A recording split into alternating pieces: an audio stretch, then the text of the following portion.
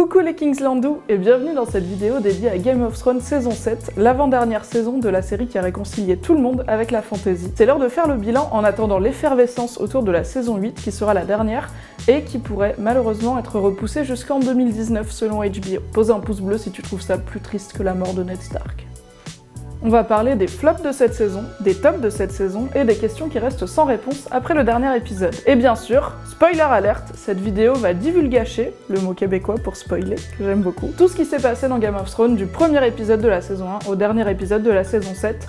Donc si t'es pas à jour, va regarder Game of Thrones et reviens, I guess. On va commencer par les flops, donc le négatif, ce que j'ai pas aimé, comme ça on a crevé l'abcès et après on pourra parler de ce que j'ai vraiment kiffé. Parce que même si tous les lundis je me précipitais sur l'épisode de Game of Thrones dès midi, bah j'ai pas tout aimé dedans quoi, mais en même temps je suis un peu snob et très nerd, donc c'est peut-être juste moi. Le premier flop de cette saison pour moi et pour beaucoup d'autres gens qui en ont pas mal parlé sur internet, c'est la téléportation. Les distances et le temps que les personnages mettent à les parcourir semblent très variables. L'exemple évident à mes yeux, c'est dans l'épisode 6 de la saison 7. Les 7 mercenaires, ou comme j'aime à les appeler The Winter Guys, sont encerclés par les White Walkers et coincés sur un îlot au milieu d'un lac gelé. Une nuit passe, Thoros meurt, et le lendemain, Daenerys arrive pour les sauver. Ce qui veut dire qu'en moins de 24 heures, Gendry, qui n'a jamais vu de neige de sa vie, a eu le temps de faire tout le chemin retour en courant jusqu'à Eastwatch by the Sea, un château de la garde de nuit sur le mur. Le Corbeau a eu le temps de parcourir tout le continent pour arriver à Dragonstone et prévenir Daenerys, qui elle-même a eu le temps d'enfiler son manteau d'hiver,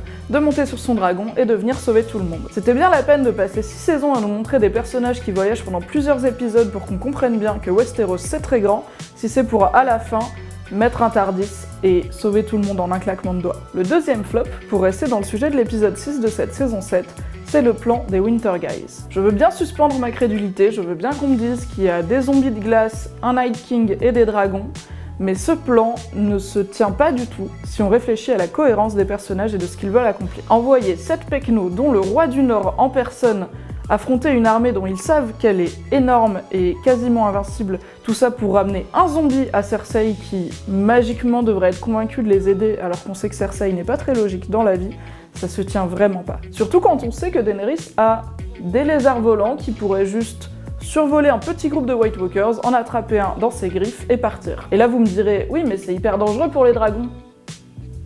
En même temps, c'est comme ça qu'elle a fini par perdre un dragon, qui est devenu un super dragon zombie. Donc l'un dans l'autre, on finit avec le même résultat, et c'était hyper dangereux, et Thoros est mort, et j'aimais bien Thoros, même si son man bun était un peu perfectible. Troisième flop, et après on passe à ce que j'ai bien aimé. Promis, je vais arrêter de râler. C'est ce que j'appelle les cliffhangers pétés. Parce qu'en soi, on sait très bien que Jon Snow ne va pas mourir noyé au milieu des White Walkers. On sait très bien que Jaime non plus ne va pas mourir noyé alors qu'il a même pas eu le temps d'avoir une dernière réplique ou de finir ce qu'on appelle son arc scénaristique, c'est-à-dire là où son personnage va aller à la fin de son parcours. Donc ça sert à rien de nous mettre de la tension en nous faisant croire que des personnages qui ne sont de toute évidence pas arrivés à la fin de leur parcours vont peut-être mourir parce que dans Game of Thrones tout le monde meurt. Ouh. Par exemple, dans l'épisode 7 de cette saison 7, à un moment, Cersei menace Jaime de le tuer.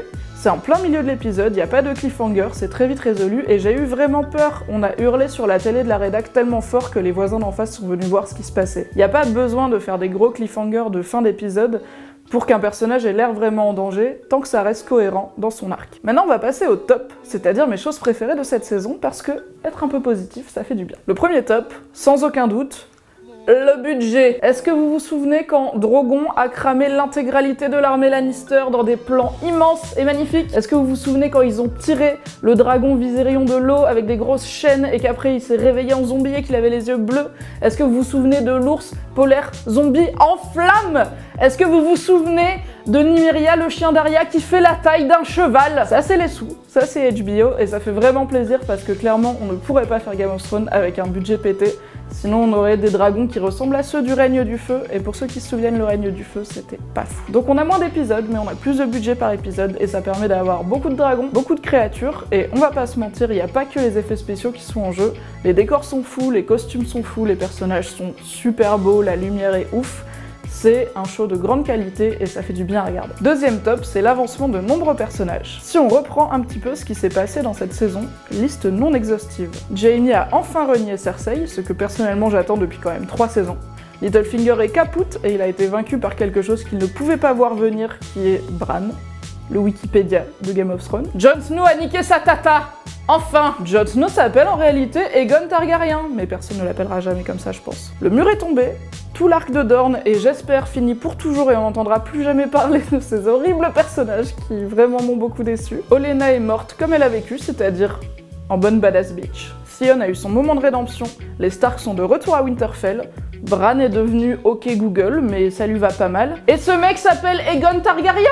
Et comme je l'ai dit avec l'exemple de Littlefinger, la plupart de ces évolutions se sont faites de façon cohérente avec ce qu'on connaît des personnages, de l'univers dans lequel ils évoluent et de ce qui les motive à avancer.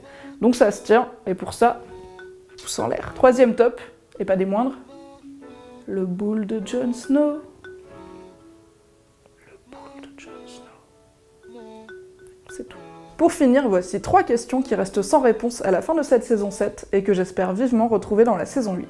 Premièrement, une question qu'on est en droit de se poser depuis le tout premier épisode, voire la toute première scène du tout premier épisode de la saison 1 de Game of Thrones. Ils veulent quoi en fait les White Walkers? Ils existent depuis des millénaires, ils vivent au nord du mur, ils amènent la glace, ils supportent mal la chaleur. Pourquoi est-ce que d'un coup ils veulent descendre dans le sud?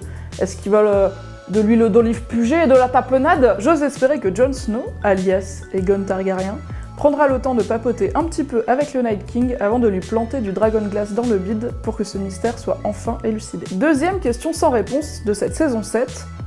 Pourquoi Tyrion est chelou? Pourquoi il est caché sous l'escalier pendant que Jon nique sa tata? Et pourquoi est-ce qu'il a l'air super inquiet? Il y a plusieurs théories sur la question. La première, et celle que j'aime le moins, c'est que Tyrion est lui aussi tombé amoureux de Daenerys, et du coup il est jaloux, comme Lord Friendzone dans son autre bateau. D'autres pensent que Tyrion a fait une promesse à Cersei en échange de son aide, par exemple de tuer Daenerys, ou en tout cas de la limiter dans ses actions. La vérité est un peu plus terre à terre. Peter Dinklage, l'acteur qui joue Tyrion, a déclaré que tout simplement, ça complique les choses, comme beaucoup de romances à Westeros finalement. Troisième question sans réponse de cette saison 7. Où est passé Gendry encore? La dernière fois qu'on l'a vu, il s'est affalé devant Eastwatch by the Sea et disait à Davos d'envoyer un corbeau à Daenerys. Et là, on tourne la tête, et il est de nouveau plus là! Impossible ce gosse. Et voilà pour les grandes lignes de cette saison 7. Alors bien sûr, il y a encore un milliard de questions, de théories, de regards en coin à analyser, et ça tombe bien, je vous donne rendez-vous sur Mademoiselle dans la rubrique Game of Thrones pour vous en parler dans de sympathiques articles. Vous y trouverez également les récaps rigolos de ces dernières saisons, toutes les infos concernant la saison 8 dès qu'on en aura, et une ode en 5 articles au boule de Jon Snow. Non, je vais pas le faire.